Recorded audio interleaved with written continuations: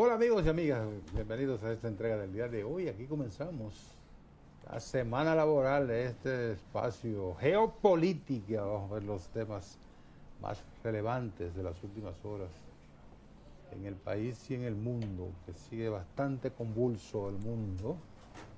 Pero nada, le ponemos ganas, como dicen en algunos países. Buenos días, jóvenes. En este giro global, bienvenidos a bordo de Geopolítica. Saludos para todos los amigos televidentes de este espacio Geopolítica, como cada día, listo, convencido, preparado para seguir haciendo comunicación de compromiso, a pesar de todas las dificultades y todas las llamadas y todas las propuestas. Pero nada. Y todas las bendiciones, porque Bueno, seguimos al pie del cañón. Bueno, pero los conflictos son la materia prima Del ejercicio de la comunicación, claro, totalmente. Si todo fuera light, así, mira, tranquilito, el mundo sería una, Sí. La una debilidad porquería. está en que se resalta más, o la gente, el morbo popular, le encanta más el chisme y las contradicciones que los aporte, porque hay muchísima gente y muchísimos proyectos y muchísimas iniciativas globales y locales que merecen ser resaltadas, pero pasan desapercibidas. Lamentablemente, los titulares que más venden son los titulares negativos. Lamentablemente, debería ser lo contrario, porque si todos luchamos por un mundo mejor, cuando hay cosas buenas, debería ser titulares grandotes. Pero cuando hay cosas buenas, el titular lo meten por allá en una esquinita. Y las cosas malas, los titulares rojos.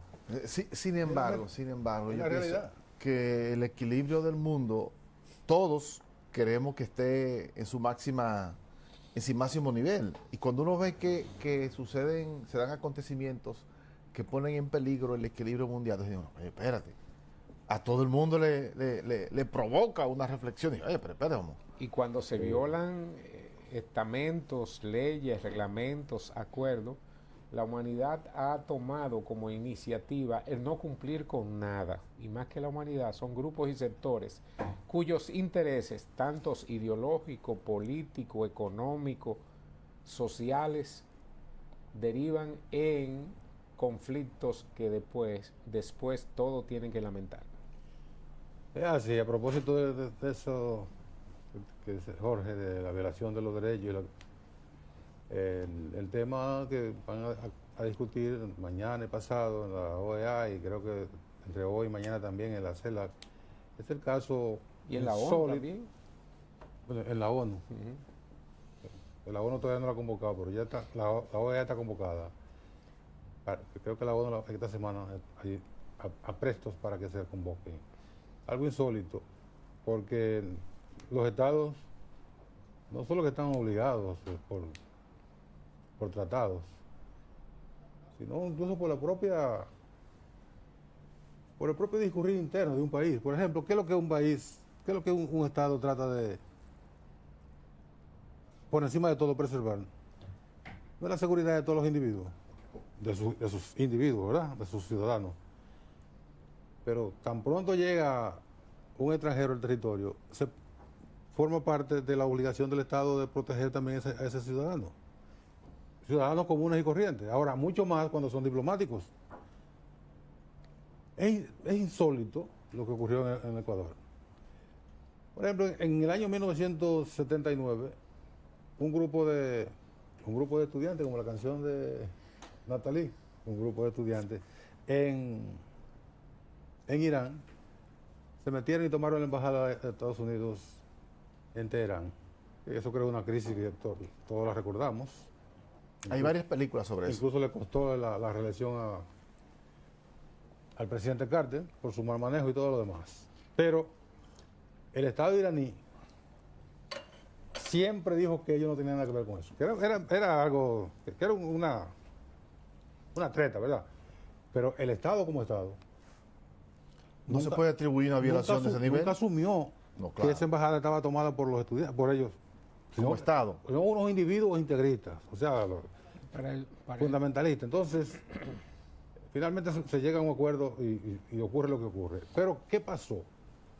A Irán lo condenaron como Estado por no haber ejercido su obligación de proteger una embajada extranjera. Pero en el contexto, tú no le has explicado no, pero espérate. en qué consiste y cuál es el hecho. Pero espérate, te estoy diciendo.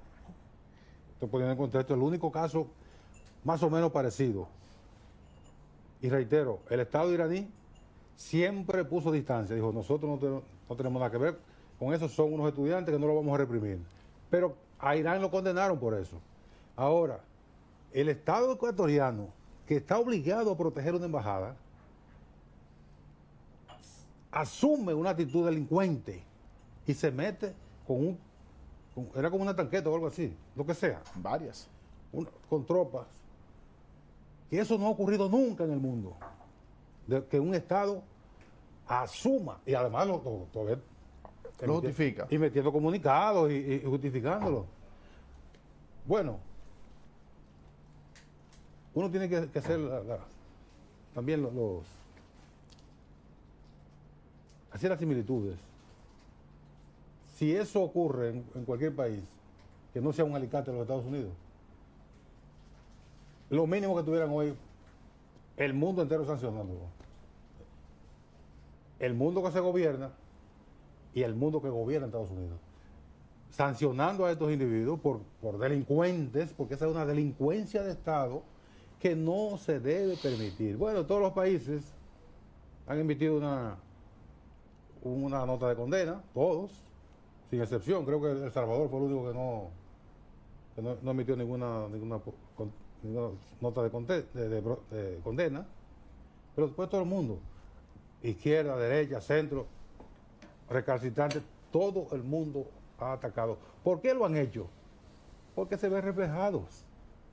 Pero si le hacen eso a México, mañana se lo pueden hacer a la República Dominicana, se lo pueden hacer a Cuba, a Venezuela, a Colombia, a Argentina, a cualquier país, a cualquier embajada en cualquier país.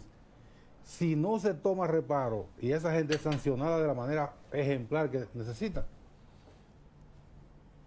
la seguridad que se supone que deben tener los diplomáticos se fue para el carajo. No hay ninguna duda de que mañana puede cualquier desaprensivo, bueno, ya se metieron en Ecuador en una embajada y no pasó nada. ¿Por qué nosotros también lo podemos atacar hasta aquí? Entonces, son cosas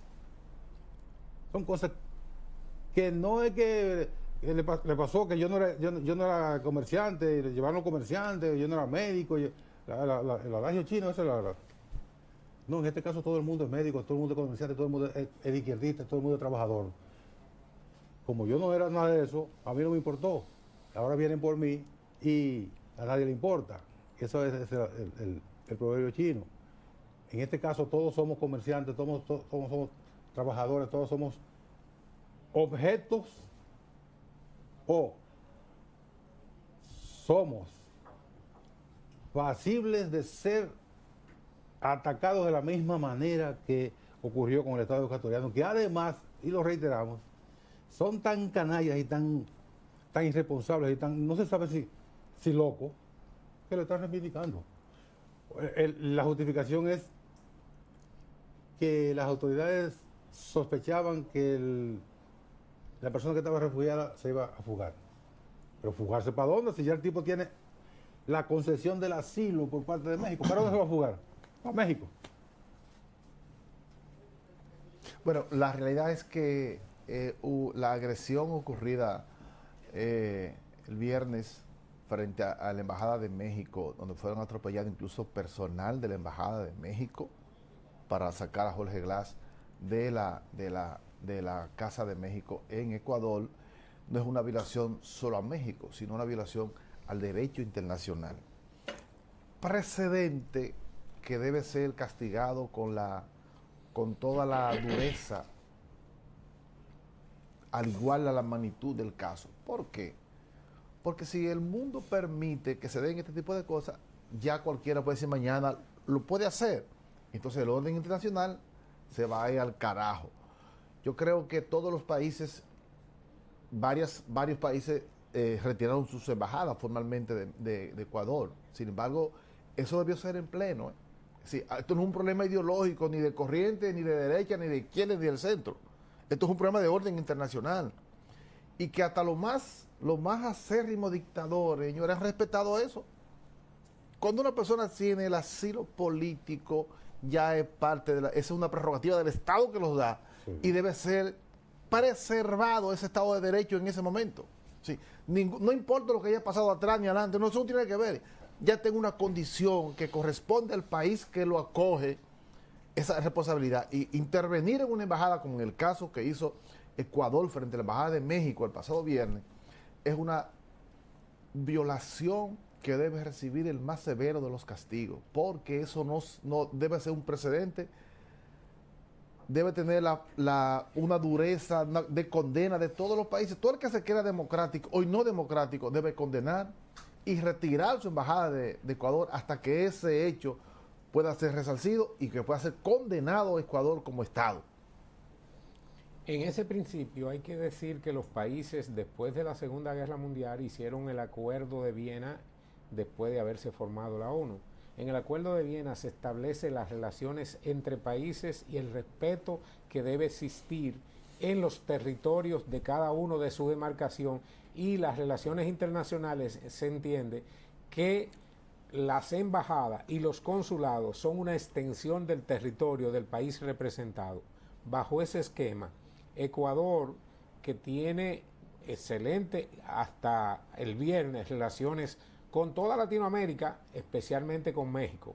México en su embajada acogió a Jorge Glass, un ex vicepresidente de la República, acusado de corrupción, independientemente de la acusación que se tenga, porque hay muchos casos parecidos, como lo mencionaba Nelson Endirat, pero nosotros tenemos un caso aquí, en el país, de esa naturaleza, cuando el presidente Jorge Blanco se asiló en una embajada tratando de buscar que le dieran asilo, y cuando se verifica, porque cada país tiene la facultad de otorgarlo en base a los cánones del derecho internacional y de si son persecuciones políticas o si son hechos que se pueden comprobar. Son hechos de delincuencia entonces, común. Bajo ese esquema, nosotros como país tenemos también, al igual que México y Venezuela, somos los 3 países de Latinoamérica que mayor cantidad de personas asiladas o refugiadas por asuntos políticos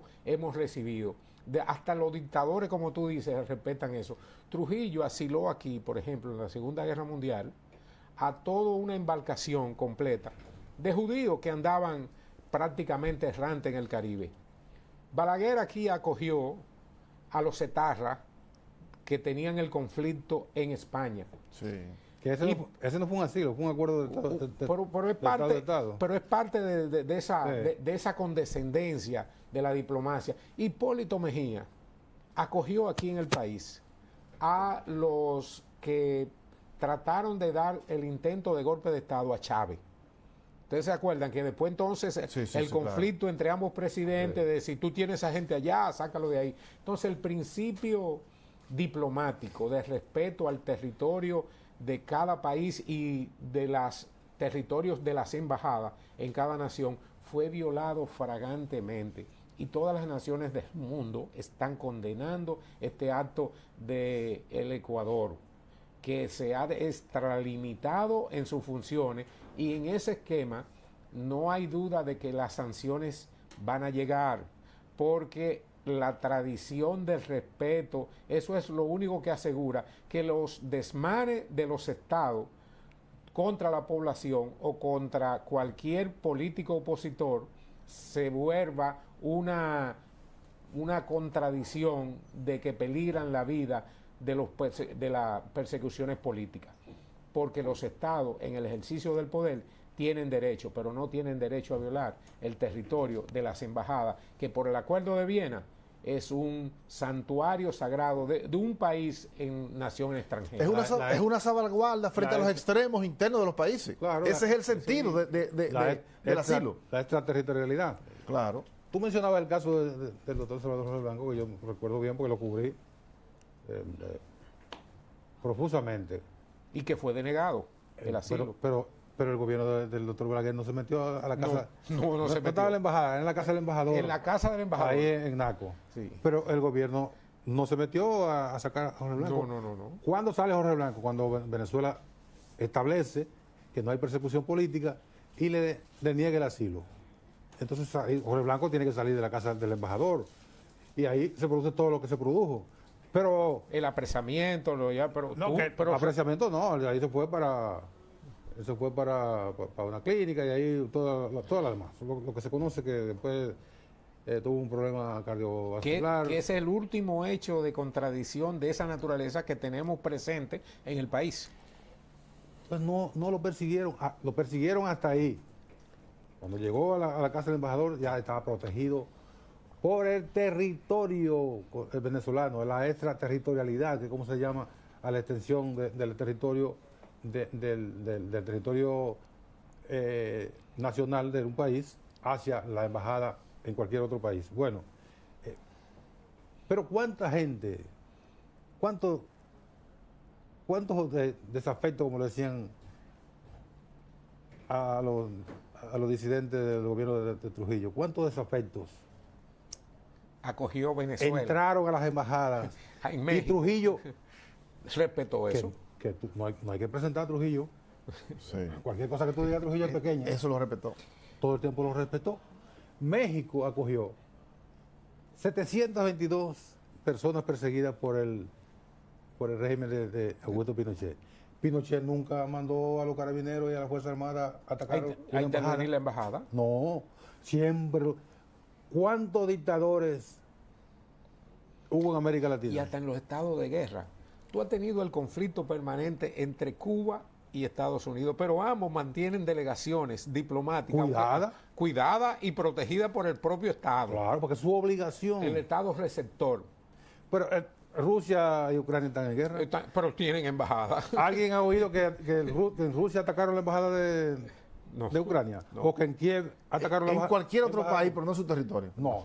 La pueden atacar en otro país, pero no en el de No, ellos. Como ha sucedido recientemente, que está en debate el caso de Israel en el ataque que hizo a un consulado fuera del territorio de Irán. Que eso está para ser sancionado. Para también, ser sancionado. Claro. Y está ya incluso legalmente presentado el caso con la finalidad de que sea conocido por la Corte Internacional. México ha dicho que va a presentar ya lo presentó a la Corte Internacional. Claro. Hoy la presenta. Como es el primer paso, como debe ser, Sí, antes de llegar a las Naciones Unidas. Esa Corte debe verlo primero, como debe ser. Pero la Ese es Corte- el protocolo. Pero la Corte tiene una dinámica mucho más lenta. Una Corte. Sí. O sea que las Cortes siempre se toman su tiempo. Entonces, ya en la ONU tiene más expedito, igual que que el Consejo de la Sí. OEA, etcétera. Es importante precisar que la justificación de Ecuador se da por la participación de México en algunos acontecimientos que dicen ellos que son internos. Pero ojo, México desde décadas, de cientos de años, tiene un vínculo, sí, una política internacional, quizá la más abierta y la más democrática de cualquier país del mundo. Sí. Histórica, eso no es ahora. A México han llegado, México ha sido centro Oye, de asilo el principal del mundo. El principal opositor ruso en la época de Stalin. lo Así acogió. fue a México. Fue a lo claro. acogió. Claro. A Trotsky lo mataron allá. Trotsky, Y, claro. murió en México atacado. Murió, no. Lo mataron. Lo mataron. Porque los tentáculos rusos siempre, Llegaron lejos. lógicamente, lo que es el envenenamiento y Sí, pero- el asesinato pero fuera de su El territorio largo brazo de Stalin Llegó allá. llegó a México. de Stalin. El largo brazo de Rusia y la KGB, que siempre ha sido un Bueno, órgano. Stalin era el jefe. Pero ahí están los casos recientes. Sí, pero lo que quiero significar es En que el caso, Pero largo el caso brazo de el Putin. caso de Trotsky fue Sí. el largo brazo. Claro, de- lo que quiero significar es que México ha tenido esa política histórica, incluso con los más presidentes más atrasados que tú puedas tener, no han variado esa política No. en México. No importa cuál presidente esté ahí, México es un Ni- país abierto. En Latinoamérica, Ni por abierto. Vicente Fox, ni Nada de eso. Calderón. Nadie rompió eso. Nadie rompió eso. Y López Obrador es mucho más abierto, ¿verdad? Porque tiene algunas ideas, más, digamos, una visión democrática del mundo. Pero así no. Yo pienso que Ecuador viene pasando por un momento en términos políticos, sí. Hay una clase política que está desvencijada con contradicciones demasiado profundas el norte en términos ideológicos. el norte del continente suramericano está muy compulso. Sí. Los casos de Perú, los casos de Ecuador que se están dando ahora y hasta la propia Bolivia son como increíbles. Estamos recibiendo noticias del cono norte del sur, valga la redundancia, son increíbles. Y este es un hecho lamentable porque las naciones cuando se comportan de esa manera parecería como si estuvieran dirigidas por rateros. Y eso no es posible en una nación que tenga esa categoría. Lo que están dirigiendo Ecuador ahora no son ni siquiera rateros, son rateritos. Sí, hombre. Vamos a la pausa.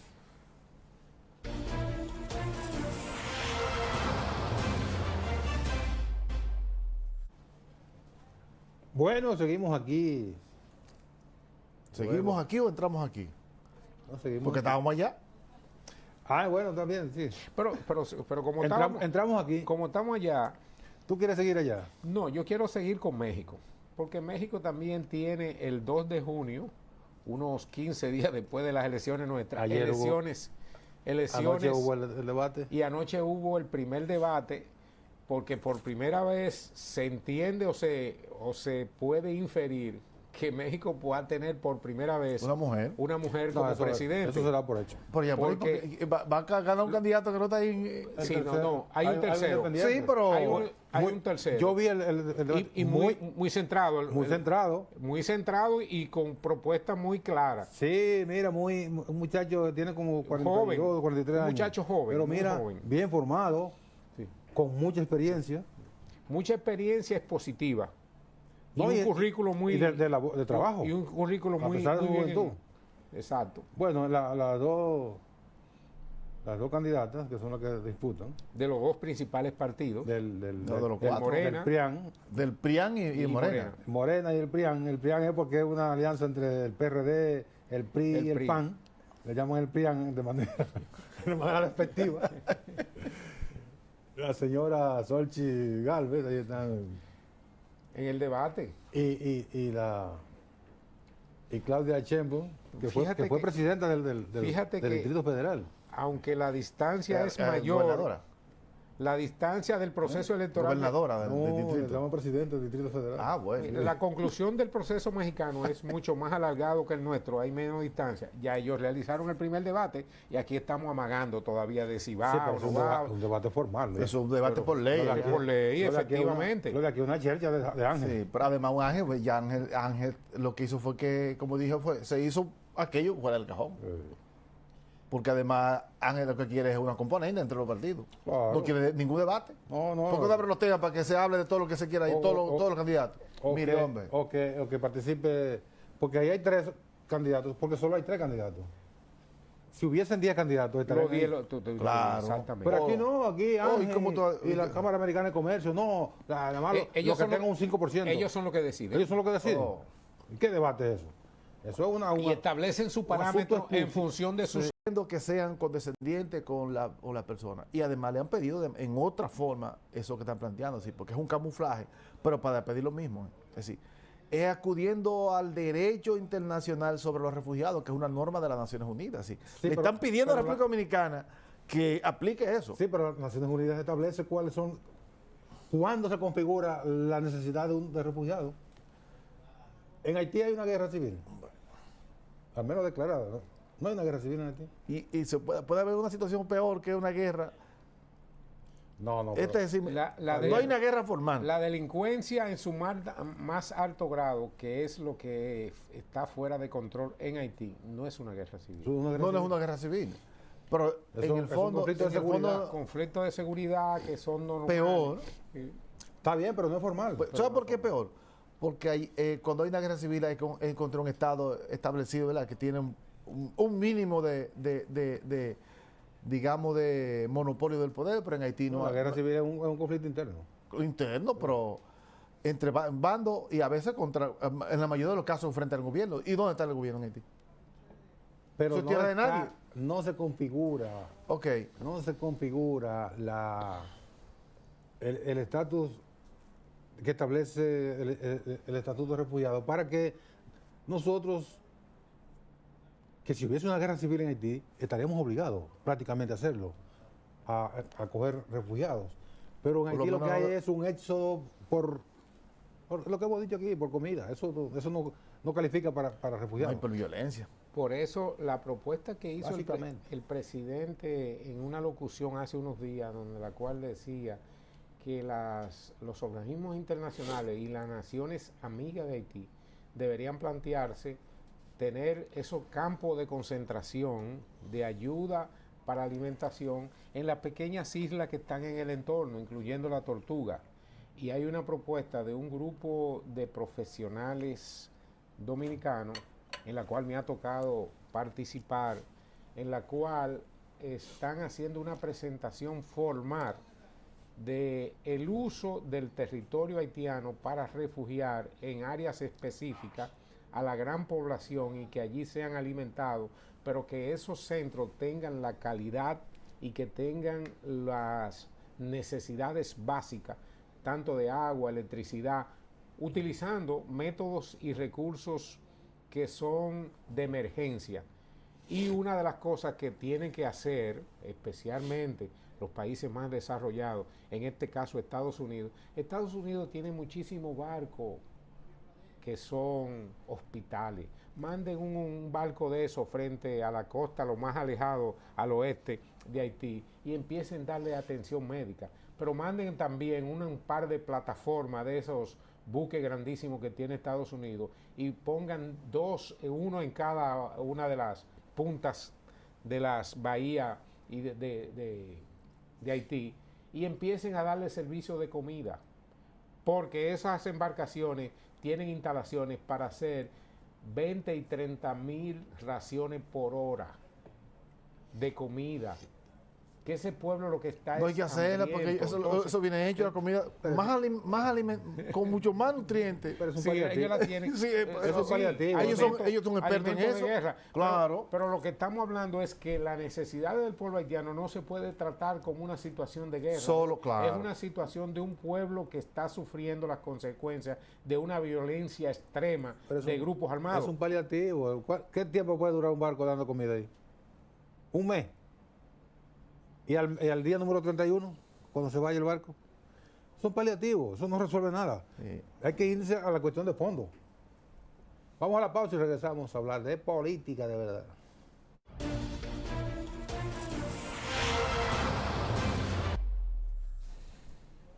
Bueno, señores, hoy estamos a 8 del mes de abril, En el retorno.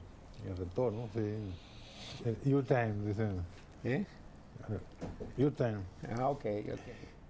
Estamos a 8. A we come back. Estamos a 8, entonces de aquí al 8 son 11 días. Como al 8. De aquí al 19 son 11 días. De manera que faltan 41 días para las elecciones del próximo 19 de mayo. Entramos en Esta la es una- cuaresma. Estas son unas elecciones bastante raras. Porque Está nosotros, igual que la alianza esto. nosotros que hemos estado cubriendo elecciones, básicamente yo, elecciones muy candentes en cualquier proceso para esta fecha el país estaba en candela de verdad en términos electorales. Sí. Y aquí hay una inercia que a veces uno cree que sí fue que ya pasaron las elecciones. Entonces ayer, de estos pocos días que el presidente Leonel Fernández estuvo en Dajabón, una proclama ahí del mercado binacional, defendiendo los intereses de la República Dominicana. A partir de esta presión que referíamos anteriormente, la última de ellas fue una andanada de Amnistía Internacional, que no es parte de ningún gobierno, de ningún estado, pero es una organización bastante reconocida a nivel mundial, que acusaba al país de ejercer racismo contra los haitianos. Entonces, Leonel Fernández pronunció un discurso en Dajabón rechazando esa imputación, y eso es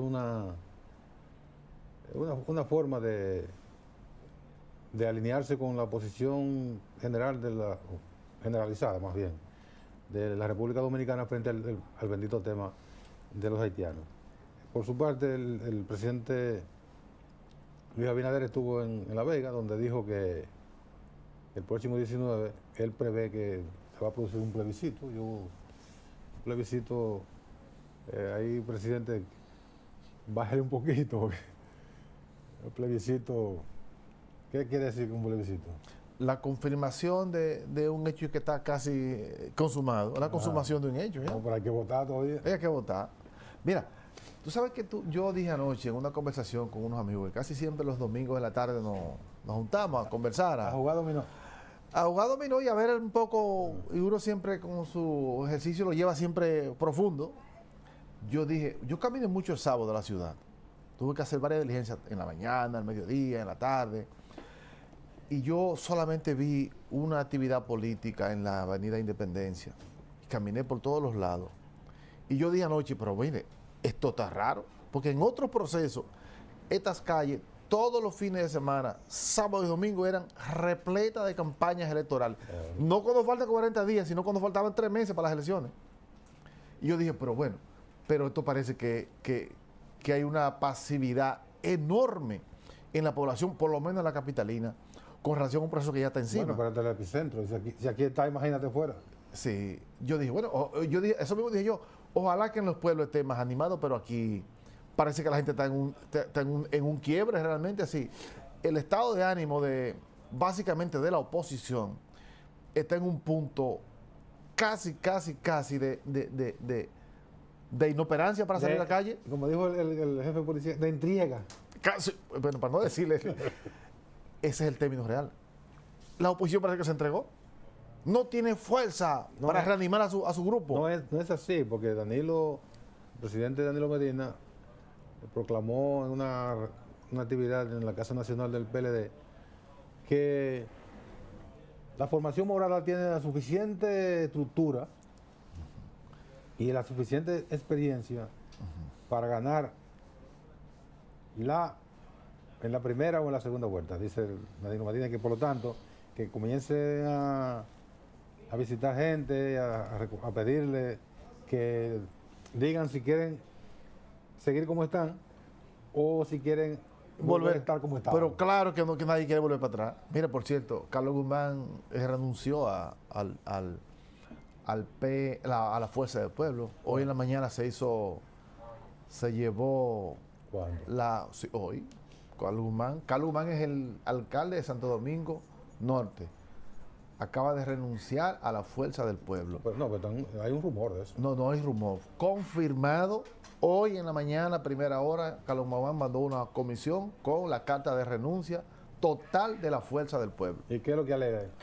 Que no lo apoyaron. Dijo que lo dejó así, que no lo apoyaron, y dicen sus colaboradores que hubo trapisondas internas, incluyendo de la Fuerza del Pueblo y del PLD frente al otro. Y otros lo acusan de que él tenía una especie de pacto preavisado con el gobierno, pero no a través del gobierno, sino a través de otro.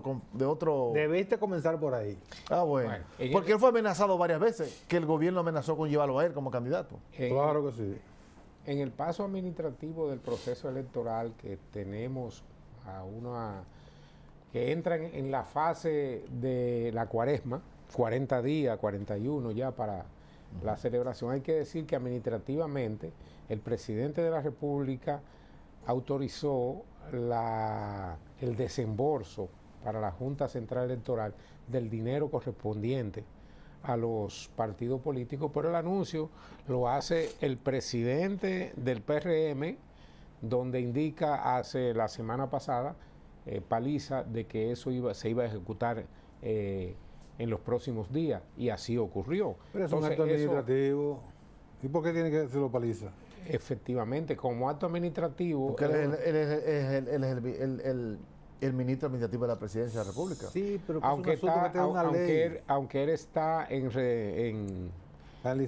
licencia y no electoral, diferenció una cosa de la otra, que eso fue para mí un error, porque él, en su condición de el que deroga los fondos, ¿verdad? Que él es el ministro administrativo de la Presidencia que autoriza, pero él habló como presidente porque lo que agarró y acabó con la oposición frente a eso. No, pero si hay una ley. Tiene que guardar la forma, porque no es un deseo tuyo, es que hay una ley que dice que mande esos partidos, que mande esas reglas. Hay una ley. Bueno, el director de presupuesto hace un tiempo explicó que aunque la ley establece que debe ser X cantidad, creo un 0,5% del presupuesto los 0,50. años electorales, no dice que no necesariamente tiene que darse en marzo o en abril, porque el año electoral es el año completo. Sí, pero es una bellaquería, vaina. Los cuartos que vas a hacer tú con los cuartos el día, Ajá. 3 días antes de las elecciones.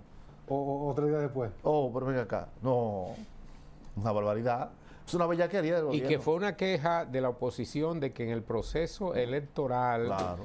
municipal del pasado mes de febrero, hay que decir que la queja fue de que los recursos se lo entregaron con tiempo muy exiguo para la 15 logística que 15 días antes lo dieron.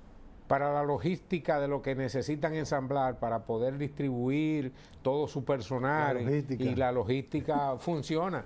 Y todo eso sale del presupuesto nacional y sale de sus impuestos y sale de sus contribuciones y salen de las multas policiales de tránsito y salen de los pagos de las diferentes gestiones documentales, igual que la de todos los embajadores nuestros en el país. Y salen del ITEV que le cobran a usted, la respiración, Exactamente. etcétera, etcétera.